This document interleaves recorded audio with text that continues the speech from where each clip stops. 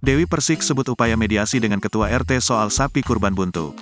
Pedangdut Dewi Persik bertemu Malkan, Ketua RT 0604 Lebak Bulus, Cilandak, Jakarta Selatan.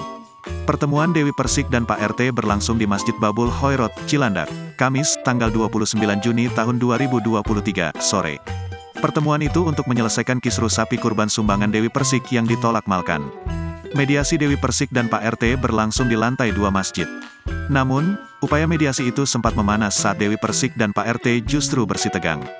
Dewi Persik dan Malkan saling beradu argumen hingga saling bersuara dengan nada tinggi. Dewi Persik sampai mengamuk saat mediasi lantaran tidak menerima dibentak Malkan. "Ketua RT kok bentak-bentak saya, Ketua RT kok marah-marah," kata Dewi Persik berteriak. Melihat amarah Dewi Persik yang memuncak, sejumlah orang coba menenangkan pemilik goyang gergaji itu. DP kemudian keluar ruangan dan langsung pulang ke rumah. Sesampainya di rumah, Dewi Persik mengatakan, hasil mediasinya dengan Ketua RT buntu. "Mediasinya tidak ada titik temu, berhenti gitu saja," ujar Dewi Persik.